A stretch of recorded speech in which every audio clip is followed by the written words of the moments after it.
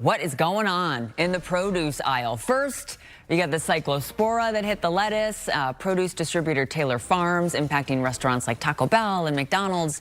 And now, in a recent interview, a former CDC director says the parasite is being found on fruits like raspberries and blueberries, in snow peas. So we need to bring in Dr. Vegetables are becoming some of the most dangerous foods in America. You heard that right. They're showing up almost everywhere you go, from supermarkets and fast food chains to the bagged salad sitting in your own refrigerator.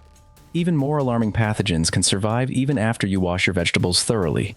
More than 6,300 people have gotten sick. 278 have been hospitalized. 2 people have died. 15 states have been affected. And those numbers still show no sign of slowing down. In this video, I'm going to reveal 6 grocery chains you should be especially careful about during this latest wave of recalls. I'll also show you exactly which products are involved, so you can go to your refrigerator right now and check. But the craziest part is what this parasite can actually do inside your body, and why the solution most people assume will protect them may not work at all. Watch until the end, because I'll show you one tip that could help keep you from becoming the next victim of this food safety nightmare. This morning, health officials in Michigan, the epicenter of the parasite outbreak linked to lettuce, say it's okay to eat bagged salad again. They say the contaminated produce is likely no longer available for consumption. But food safety attorney Bill Marler, who has litigated outbreaks for more than 30 years. To be fair, after watching what's been happening over the past few weeks, I'm starting to wonder if the FDA and CDC are taking turns going on vacation. Today it's lettuce, tomorrow it's jalapenos, then suddenly we're talking about frozen berries. Meanwhile, people keep shopping, bringing food home, eating it like normal, and then a few days later they're opening their phones to find out which item has been recalled next. It's frustrating enough that I understand why some people say Americans are being treated like guinea pigs. I'm not saying companies are secretly testing chemicals on us. The current outbreaks involve bacteria and parasites, and there's no evidence supporting that kind of claim. But if the argument is that consumers are becoming the final testers of an increasingly complicated food system, I think that's a question worth asking. First, we had iceberg lettuce linked to cyclospora. More than 6,000 people got sick and hundreds were hospitalized. 6,000 people. And this is lettuce, the thing people put in a salad because they're thinking, maybe I'll eat a little healthier today. If it had stopped there, this would have been simple. Check the lettuce, avoid the recalled products, done. But it didn't. Soon afterwards, salmonella showed up in connection with jalapenos, affecting hundreds of people across dozens of states. And I thought, okay, fine, no more jalapenos. I wish it were that easy. Because those jalapenos weren't just sitting whole in the produce section. They had already been chopped up and mixed into pico de gallo, guacamole, taco dip, cheese dip, burritos, sandwiches, and even salads. You may never have bought a single whole jalapeno, and you could still have jalapenos sitting in your refrigerator right now. Then if you thought you could play it safe by switching to frozen food, frozen blueberries and mixed berries also showed up in an E. coli investigation. Frozen, organic, nice packaging. Apparently bacteria don't care how much extra we paid for the feeling of safety. And now we get to the part that matters most. The same ingredient can show up at multiple stores under completely different product names without shoppers having any idea they're connected. I narrowed it down to 6 chains that are especially worth checking right now. Let's start with the first one, and trust me, this name may surprise you because there's a very good chance you walked into one of these stores last weekend without realizing there was something you probably should have checked twice. Number 1, Target. Yes, you heard that right. Target is the first retail chain you need to be careful about. It almost sounds strange because Target has spent years getting very good at selling what I'd call the feeling of being affordable but still kind of stylish. You walk in for toilet paper and a few household items, and before you know it, you're grabbing a salad, some guacamole, or a container of dip that looks reasonably healthy. It's not that easy to boycott Taylor Farm. From what we know, they control about 57% of the produce in the United States. Their brands alone are Taylor Farm, organic, chopped salad, salad kits, salad bowls, veggie kits, veggie trays, snack packs, mini meals, protein powder, food service, and then there's Taylor Farms Canada, Mexico, and Europe. They also own Earthbound. They are at least partial suppliers of produce to Taco Bell, McDonald's, Subway, Burger King, Wendy's, Chick-fil-A, Panera, Chipotle, Jack in the Box, Carl's Jr., Hardee's, Arby's, Del Taco, Qdoba, El Pollo Loco, Panda Express, Raising Cane's, Jersey Mike's, Firehouse Sub, Jimmy John, Potbelly, and Which. They also either sell to or white label for Walmart, Costco, Sam's Club, Target, Kroger, Albertsons, Safeway, Vons, Pavilion, Ralph's, Food for Less, Smith's, Fred Meyer, Harris Teeter, Mariano, Fry, King Scooper, Super, Whole Foods, Sprout Farmers Market, Publix, Heb, Meijer, Giant The packaging looks good, the store looks clean, the prices aren't exactly cheap, but they're usually not high enough to make you stop and think too hard. And because everything looks so normal, I think this next clip is worth watching. I understand why people are starting to get frustrated. You just want to stop by the store after work, pick up a few things for dinner, and go home. Nobody walks into Target thinking, you know what I should do today? Figure out who supplied the ingredients in this container of guacamole. But apparently, grocery shopping now occasionally comes with a second job, checking expiration dates, product codes, and recall lists. Pretty exciting side hustle. Too bad nobody pays you for it. The FDA currently lists 5 products distributed to Target in the jalapeno-related recall: taco dip mango, pico de gallo, spicy guacamole, pico de gallo, and authentic guacamole. Some of these products have best if used by dates extending through August 13 or 14, so if you bought them recently, they could absolutely still be sitting in your refrigerator. And look at those names again: taco dip, mango pico, guacamole. If a news report simply told you jalapenos were being recalled, how many people would immediately think about a container of taco dip? That's the difficult part. The jalapeno is no longer sitting there as a whole pepper, where you can see it and avoid it. It has been chopped up, mixed into something else, packaged and sold under an entirely different name. You think you're buying guacamole for the weekend, while the ingredient you actually need to check is a tiny part of what's inside. 3 of the products on Target's list are also identified by the FDA as Taylor Farms, or without a clearly recognizable consumer brand. And I think that's something the average shopper would have a hard time remembering. We look at the front of the package, we look at the price, we check the expiration date, then we put it in the cart. Almost nobody stands in the middle of an aisle trying to trace who processed every individual ingredient. Target is following the basic model of modern retail convenience is built into the price, but when a recall happens, the work of checking everything gets handed right back to the customer. You buy pre-cut food to save yourself 10 minutes in the kitchen, and then one day you spend your entire evening figuring out what needs to be thrown out of your refrigerator. But there's something we need to make absolutely clear. The 345 salmonella cases in this outbreak do not mean that 345 people got sick because they bought food at Target. The FDA has linked the outbreak to jalapenos from Sinaloa distributed by Coast Citrus. Products sold at Target were later recalled because they contain jalapenos connected to that investigation. Taylor Fresh Foods has also said it has not received reports of illnesses directly associated with these prepared products. So if you recently bought dip pico or guacamole from Target, don't just ask yourself whether you bought jalapenos. Open your refrigerator and check the actual container, because the next store is even more interesting. This name has now appeared in the jalapeno recall, but not long before that it was involved in an entirely different outbreak. Number 2, Walmart. I think it would be a real shame if Walmart didn't get an Oscar nomination this year. Because Walmart has a very special talent. Every time consumers start asking questions about prices, quality, or food safety, somehow the Walmart name shows up right on cue. And then the following weekend, the parking lot is packed like nothing ever happened. I don't know whether that counts as acting, but when it comes to the power of a brand that people can distrust and still keep coming back to, Walmart definitely knows the business. And this time, I'm not talking about some tiny roadside store selling a few boxes of vegetables. Walmart describes itself as America's largest grocery retailer, with a food network serving more than 4,600 stores. That means when a system that large works properly, it can move food to millions of families incredibly quickly. But for exactly the same reason, when a problem makes it through a few links in the chain, the scale that creates convenience can also allow the consequences to spread much farther. Last July, Taylor Farms recalled market-side iceberg salad and shredded lettuce products sold at Walmart, with use-by dates ranging from July 18th through August 3rd. The FDA said epidemiological and traceback evidence continued to point toward iceberg lettuce from Taylor Farms to Mexico in the Cyclospora outbreak. And I want to make one point very clear. The FDA did not have a Walmart lettuce sample that was ultimately confirmed positive for Cyclospora. One result that had previously been announced was later determined to be a false positive, but that did not make the investigation or the recall disappear. And the recall itself is only the part consumers get to see. By the time a recall notice shows up on your phone, the product is no longer sitting quietly inside a factory waiting for us to make a decision. It has already been packaged, it has been shipped to stores, it has been placed into shopping carts, and in many cases it has already been eaten. In other words, a recall is when the public learns about the story. It isn't when the story begins. That's why I don't think the only question for Walmart should be, did you remove the product from the shelves? For a company operating at this scale, I also want to know, how quickly were shoppers warned if a customer purchased the item through a Walmart account? Could that person be notified directly? Why does the front of the package say market side, but once there's a problem, the customer suddenly has to learn the name Taylor Farms? And should someone who just got home from a long shift really have to remember Whether they bought the 8-ounce bag or the 16-ounce bag, what date was printed on it, which state they bought it in, and then piece the whole thing together like they're taking an exam. Modern retailers know quite a lot about what we buy, what we look at, and what we're likely to come back and purchase again. I just wish that when food gets recalled, customers receive the same level of detail in return. Apparently, the algorithm has an easier time remembering what you like than remembering what you need to throw away.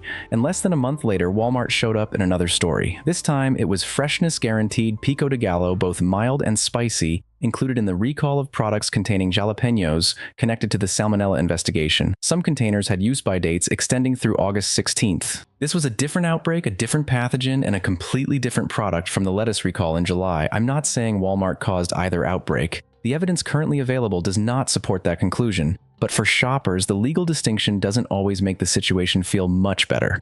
Last month it was market-side lettuce. This month it's freshness guaranteed pico de gallo.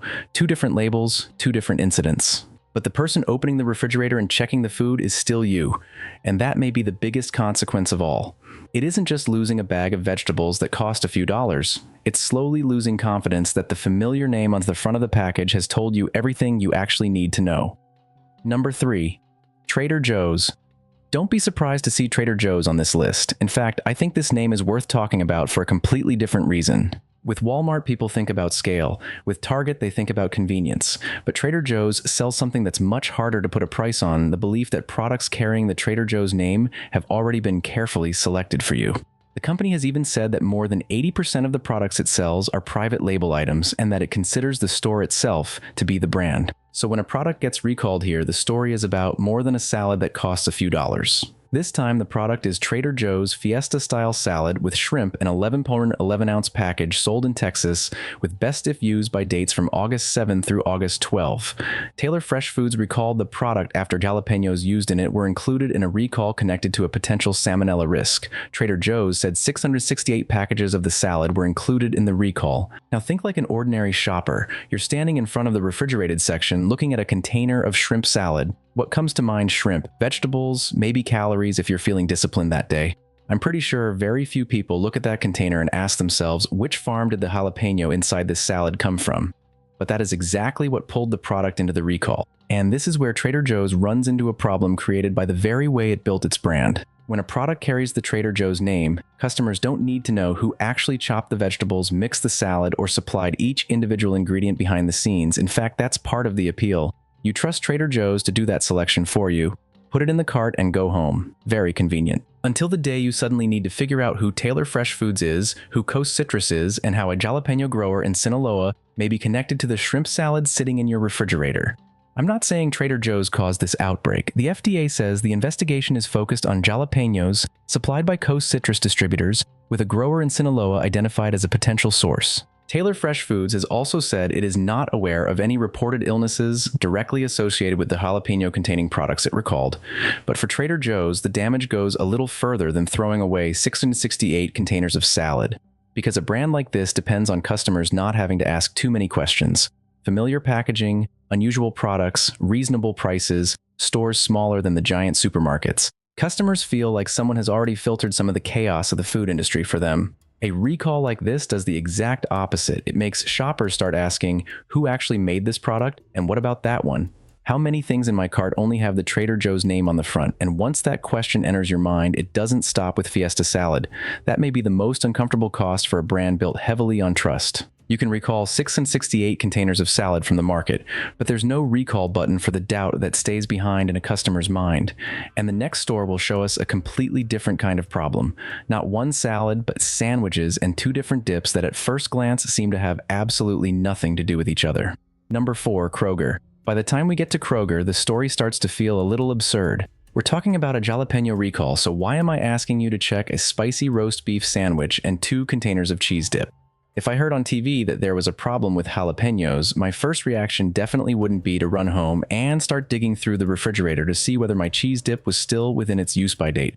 But that's exactly what shows how far this problem is spread. According to the FDA, the products involved at Kroger include Private Selection Spicy Roast Beef Sandwich, Spicy Jarlsberg Dip, and Spicy Pimento Cheese Dip. The 2 dips have best if used by dates extending through August 15th and were distributed to multiple states. All of them are part of Taylor Fresh Foods' recall after jalapenos distributed by Coast Citrus were were recalled because of a potential salmonella risk. Now imagine you're the shopper. You pick up a roast beef sandwich. What do you see? Roast beef, bread, cheese. You grab a container of dip, and the most obvious thing on the label is Jarlsberg or pimento cheese. The jalapeno is just one ingredient buried somewhere behind all of that.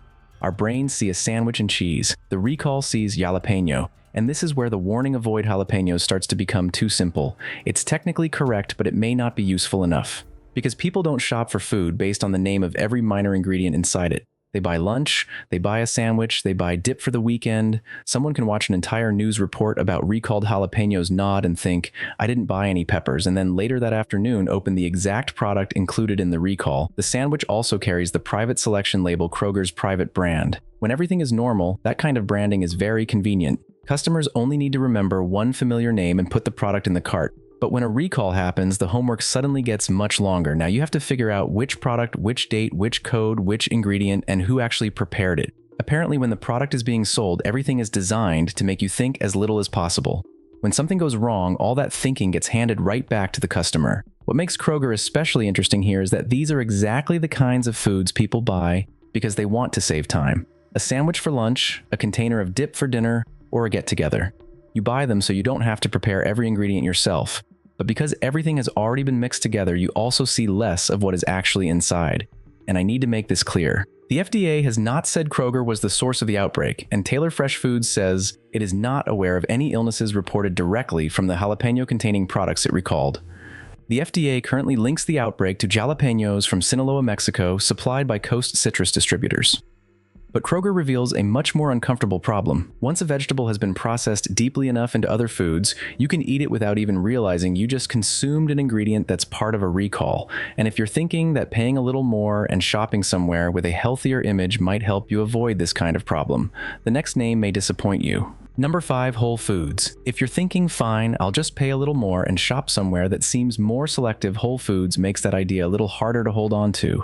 I understand the thinking. When you walk into a store associated with words like organic, natural, and fresh, and where the prices usually aren't exactly budget-friendly, it's easy to assume that part of what you're paying for is another layer of reassurance. Unfortunately, bacteria don't check your receipt before deciding where to show up. In the current jalapeno recall, the FDA lists as many as 6 product lines distributed to Whole Foods: salsa fresca medium, pico de gallo, mild pico de gallo, spicy 2 product codes for salsa roja medium, and pineapple mango salsa mild. Most have best if used by dates extending through August 16th, with distribution primarily in Illinois and Texas. All of these products are part of Taylor Fresh Foods' recall after jalapenos from Coast Citrus were recalled because of a potential salmonella risk. What I think is worth discussing about Whole Foods is not the simplistic argument that expensive food can still get recalled. People pay more for a lot of reasons: product selection, the store experience, ingredient standards, or simply because they prefer shopping there. But paying a higher price does not create a separate supply chain, completely isolated from the rest of the American food system. A store can look very different on the customer-facing side, while an ingredient behind the scenes still passes through some of the same large distributors and processors used by other retailers. And when you look at the Whole Foods list this time, that becomes pretty clear. Salsa fresca, pico de gallo, salsa roja, pineapple mango salsa. 6 product lines that sound like 6 separate choices. But when they share one ingredient and that ingredient becomes a problem, multiple products can get pulled into the same recall. That's when the feeling of "I chose the better store, so I'm probably fine" starts becoming a little less reliable. And again, I'm not saying Whole Foods caused the outbreak. The FDA is linking the salmonella investigation to jalapenos supplied by Coast Citrus distributors and Taylor Fresh Foods. It says it has not received reports of illnesses directly associated with the finished jalapeno-containing products it recalled. But for shoppers, the consequences are still real. You can pay more. You can choose something that looks fresher. You can read the label more carefully. And in the end, you may still find yourself opening the refrigerator and checking use-by dates like everyone else. Whole Foods may be very good at selling the feeling of a more carefully selected shopping experience. But this recall reminds us of an uncomfortable reality. Feeling reassured and being insulated from the broader supply chain are 2 very different things. And the final store will show us how this problem can make its way into foods so ordinary that almost nobody would think to check them. Number 6, Hannaford. The final name is Hannaford. And if the previous 5 stores made you think this problem was mostly about giant national chains, Hannaford shows something different. You don't have to shop at a national superstore to end up connected to the same supply chain. Hannaford is a familiar regional grocery chain in the northeastern United States. But the products recalled this time still lead back to the same jalapeno story that has forced the food industry to keep responding to the fallout. The FDA currently lists 3 groups of products associated with Hannaford 3.75-ounce diced jalapenos, a 12.5-ounce rice and bean burrito, and 7-ounce pico de gallo salsa sold at Hannaford and Stop and Shop. Depending on the product, best if used by dates extend through August 14th with distribution in states, including Maine, New York, Massachusetts, New Hampshire, and Vermont. And these 3 products almost summarize the entire problem in a single store. On one side, you have pre-cut jalapenos. At least when you look at them, you know you're buying peppers. Then there's pico de gallo, still fairly easy to connect. But then you get to the rice and bean burrito. If you hear that jalapenos are being recalled, is a burrito the first thing you think you need to check? Probably not. That's why I don't like the way we often think about food recalls according to individual sections of the grocery store. Vegetables don't politely stay in the produce department just to make warnings easier.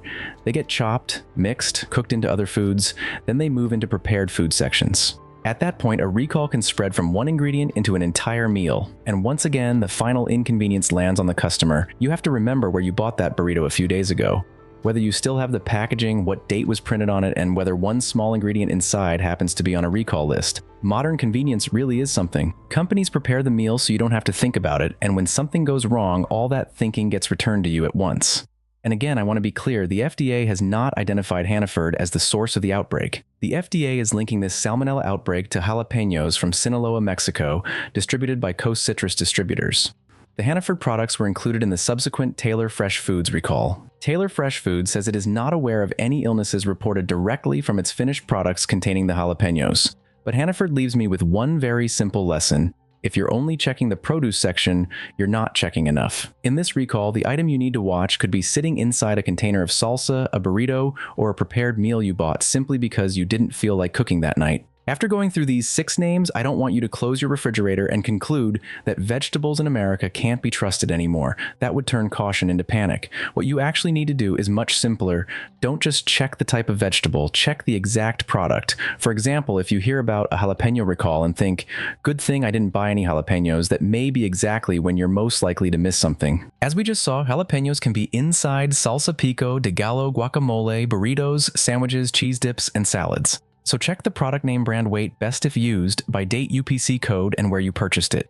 The FDA is also telling consumers not to eat products included in the current recall. And please don't do the thing I know a lot of people will be tempted to do. Open the container, smell it, and say, it looks fine. Salmonella and Cyclospora are under no obligation to make food smell bad just to warn us. If the code and date match the recall, don't taste it to see whether it's okay. Throw it away or follow the store's return instructions. And if that product has already been sitting inside your refrigerator, I wouldn't simply remove it and assume the job is done. The FDA recommends cleaning and sanitizing surfaces or containers that came into contact with recalled food.